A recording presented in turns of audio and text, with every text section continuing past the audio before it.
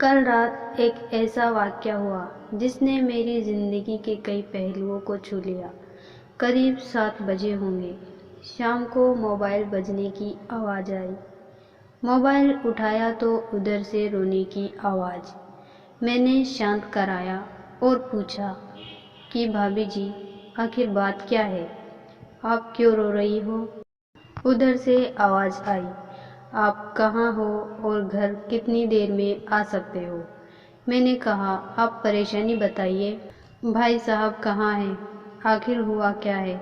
कोई तो बात होगी।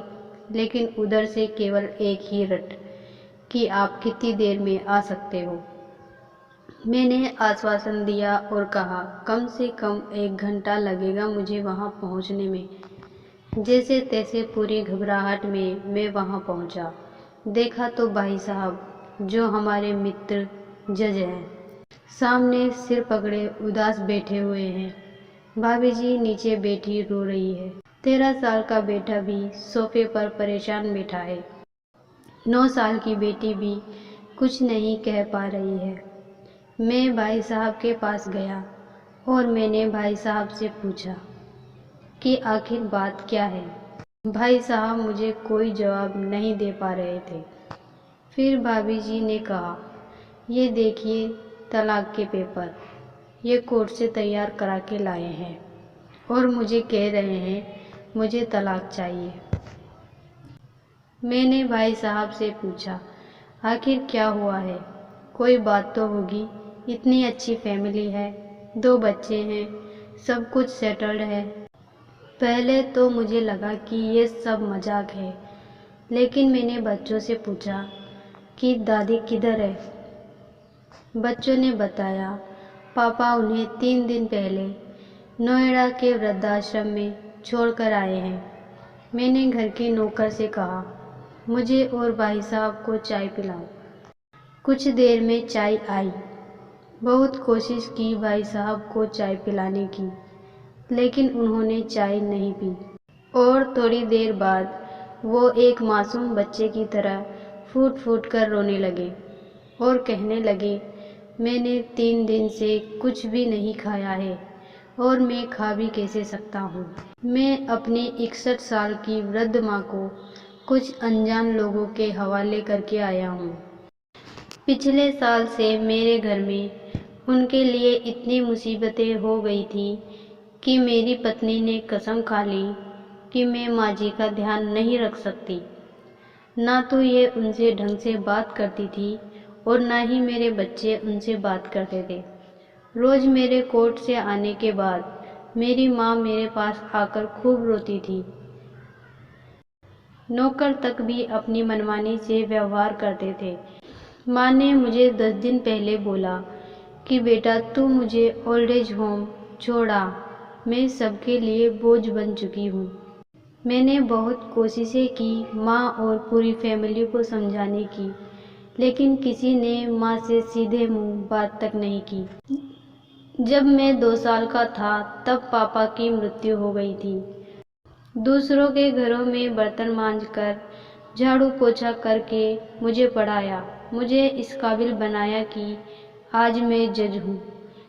लोग कहते हैं कि मेरी माँ ने कभी दूसरों के घरों में काम करते वक्त भी मुझे अकेला नहीं छोड़ा और आज मैं उस माँ को ओल्ड एज होम छोड़कर आया हूँ। पिछले 3 दिनों से मैं अपनी माँ के एक एक दुख को याद करके तड़प रहा हूँ, जो उसने केवल मेरे लिए उठाए। मुझे आज भी याद है जब मैं 10वीं की परीक्षा में अपीयर होने वाला था। माँ मेरे साथ रात रात भर बैठी रहती थी। एक बार माँ को बहुत तेज फीवर हुआ। मैं तभी स्कूल से आया था। उनका शरीर बहुत गर्म तप रहा था। मैंने कहा, माँ तुझे बहुत तेज फीवर है, और वो हंसते हुए बोली, अभी खाना बना रही थी ना, इसलिए गर्म हो रही हूँ। यह कहकर बात को टाल दिया ताकि मुझे कुछ मालूम ना चले। लोगों से उधार मांगकर मुझे दिल्ली विश्वविद्यालय से LLB तक पढ़ाया। कहीं मेरा टाइम खराब ना हो जाए इसलिए मुझे ट्यूशन तक पढ़ने नहीं देती थी। ऐसा कहते कहते रोने लगे और बोले, जब मैं ऐसी माँ का नहीं हो सका तो मैं अपने बीवी और बच्चों का क्या होऊंगा। मैं जिसके शरीर का टुकड़ा हूँ, आज मैं उनको ऐसे लोगों के हवाले कर आया हूँ जो उनकी आदत, उनकी बीमारी, उनके बारे में कुछ भी नहीं जानते। जब मैं ऐसी माँ के लिए कुछ नहीं कर सका तो मैं किसी और के लिए भला क्या कर सकता हूँ। अगर इनको आज़ादी इतनी ही प्यारी है और माँ इतनी बोझ लग रही है तो मैं इनको पूरी आज़ादी देना चाहता हूँ। जब मैं बिना बाप के पल गया और कामयाब हो गया तो ये बच्चे भी पल जाएंगे और कामयाब हो जाएंगे। इसलिए मैं तलाक देना चाहता हूँ। सारी प्रॉपर्टी इन लोगों के हवाले करके मैं भी उसी ओल्ड एज होम में रहूँगा। कम से कम मैं अपनी माँ के साथ तो रह सकूँगा। और अगर इतना सब कुछ करके भी मेरी माँ आश्रम में रहने के लिए मजबूर है तो एक दिन मुझे भी आखिर आश्रम में जाना ही पड़ेगा। माँ के साथ रहते रहते आदत भी हो जाएगी। कम से कम माँ की तरह तकलीफ तो नहीं होगी। भाई साहब जितना बोल रहे थे उससे भी ज़्यादा रो रहे थे। बातें करते करते रात के 12:30 हो गए। मैंने भाभी जी के चेहरे को देखा। आंखों से आंसू और उनके भाव भी प्रायश्चित और ग्लानि से भरे हुए थे। मैंने ड्राइवर से कहा, अभी हम लोग नोएडा जाएंगे। भाभी जी और बच्चे, हम सारे लोग नोएडा पहुंचे। बहुत ज़्यादा रिक्वेस्ट करने पर गेट कीपर ने गेट खोला। भाई साहब ने उस गेट कीपर के पैर पकड़ लिए। बोले, मेरी माँ को मैं 3 दिन पहले यहाँ छोड़कर गया था। मैं उनको लेने आया हूँ। चौकीदार ने कहा, क्या करते हो साहब? भाई साहब ने कहा, मैं जज हूँ।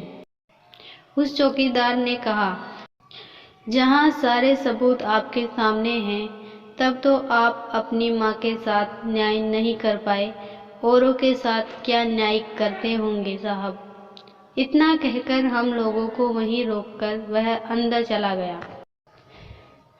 अंदर से एक महिला आई जो वार्डन थी। उसने बड़े कातर शब्दों में कहा, यह कोई वक्त है 2 बजे रात को आप लोग माँ जी को ले जाके कहीं मार दें तो मैं अपने ईश्वर को क्या जवाब दूंगी। मैंने सिस्टर से कहा, आप विश्वास करिए, ये लोग बहुत बड़े प्रायश्चित में जी रहे हैं। इन्हें अपनी गलती का एहसास है। अंत में किसी तरह वह वार्डन हमें माँ जी के कमरे में ले गई। कमरे में जो दृश्य था उसको कहने की स्थिति में मैं नहीं हूँ। केवल एक फोटो जिसमें पूरी फैमिली है और माँ जी उसे बगल में ऐसे लेकर सो रही है मानो जैसे किसी बच्चे को सुला रखा है। मुझे देखी तो उसको लगा कि कहीं मैं उसके अंदर का दर्द न जान लूं। लेकिन जब मैंने कहा कि आपका परिवार आपको लेने आया है, माँ जी की आंखों से खुशी के आंसू छलक उठे। भाभी जी ने माँ जी के पैर पकड़कर माफी मांगी और रोते हुए माँ जी के गले लग गई। आसपास के कमरों में और भी बुजुर्ग थे। सब लोग आवाज सुन जागकर बाहर आ गए। उन सभी लोगों की भी आंखें नम थीं। कुछ समय बाद चलने की तैयारी हुई। पूरे आश्रम के लोग माँ जी को बाहर तक छोड़ने आए। किसी तरह हम लोग आश्रम के लोगों को छोड़ पाए। सब लोगों की आंखों में आंसू थे। सब इस आशा से देख रहे थे कि शायद उनको भी कोई लेने आए। रास्ते भर बच्चे और भाभी जी तो शांत रहे, लेकिन भाई साहब और माता जी एक दूसरे की भावनाओं को अपने पुराने रिश्ते में बिठा रहे थे। घर आते आते करीब 3:30 हो गया। भाभी जी भी जान चुकी थी कि अपनी खुशी की चाबी कहाँ है। मैं भी अपने घर चल दिया, लेकिन रास्ते भर वो सारी बातें और वो आश्रम के लोगों की नज़रों का दृश्य मेरी नज़रों के सामने घूमता रहा। माँ केवल माँ है, उसको मरने से पहले ना मारे। माँ हमारी ताकत है, उसे बेसहारा न होने दें। अगर वह कमज़ोर हो गई तो हमारी संस्कृति की रीढ़ कमज़ोर हो जाएगी। बिना रीढ़ का समाज कैसा होता है, किसी से नहीं छिपा है। अगर आपके परिचित परिवार में ऐसी कोई समस्या हो तो उसको ये जरूर सुनाएं। बात को प्रभावी ढंग से समझाएं। कुछ भी करें लेकिन हमारी जननी को बेसहारा न होने दें। अगर माँ की आंखों से आंसू गिर गए तो ये कर्ज कई जन्मों तक रहेगा। यकीन मानना, सब होगा तुम्हारे पास पर सुकून नहीं होगा। सुकून सिर्फ माँ के आंचल में होता है। उस आंचल को बिखरने मत देना। दोस्तों, इस कहानी के बारे में आपकी क्या राय है, हमें कमेंट में ज़रूर बताएं। ऐसी कहानी सुनने के लिए हमारे चैनल को ज़रूर सब्सक्राइब कर लें। धन्यवाद।